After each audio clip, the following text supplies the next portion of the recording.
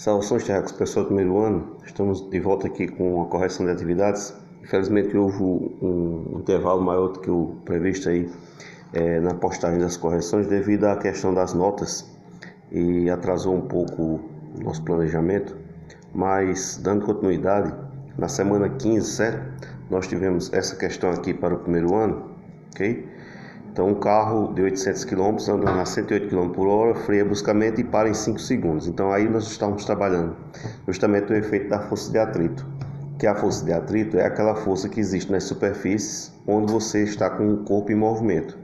Lembre, ao atrito dinâmico é aquele atrito que está agindo enquanto o objeto ainda está em movimento, certo? Ele não para o movimento, ele não cessa o movimento, mas ele oferece uma resistência. É muito mais fácil você deslizar uma bola numa superfície polida, por exemplo, numa mesa de sinuca polida, do que deslizar numa praia cheia de areia, né? Então, o atrito é muito maior, né? E existe o atrito estático, que é aquela força de atrito que garante o corpo ficar imóvel, né? Parado por algum tempo. Então aqui vai se tratar de quê? Há um atrito agindo que ele vai se tornar um atrito estático, porque ele vai frear, ser capaz de frear esse veículo com essa massa aí que vinha desenvolvendo essa velocidade. Então, o primeiro item da questão pede qual é a aceleração do carro. Então, lembre-se, a questão tem coisas medidas em quilômetro por hora e outra medida em segundo. Então, a primeira coisa quando você vê esse tipo de coisa, né? Você está vendo aqui, ó. Está vendo aqui a velocidade medida em hora e o que é tempo medido em segundo. Então, apareceu esse tipo de problema, lembrar sempre de fazer a conversão, certo? Então, transformando os 108 km por hora para metro por segundo, nós temos aqui essa divisão, usando 3,6, nós vamos ter 30 metros por segundo. E aí, o que é que a gente sabe? A gente sabe a velocidade inicial com que o veículo vinha e sabe a final. Por quê? Porque ele vai frear. Se ele vai frear, a velocidade final dele é zero.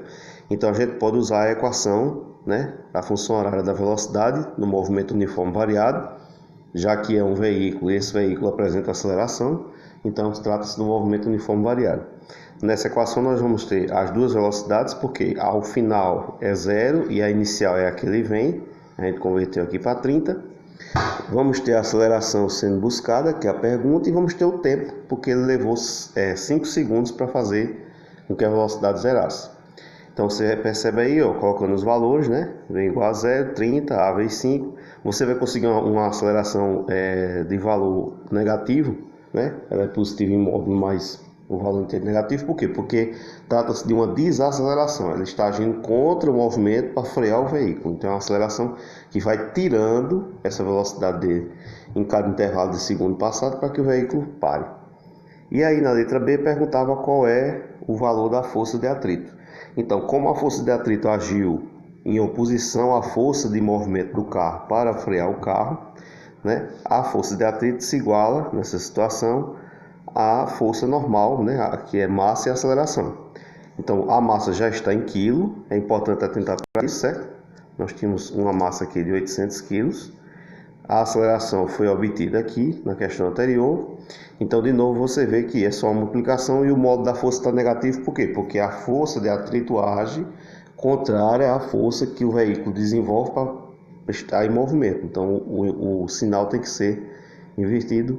Por isso que o valor em módulo são 4.800 newtons, mas no cálculo fica com o valor negativo, ok?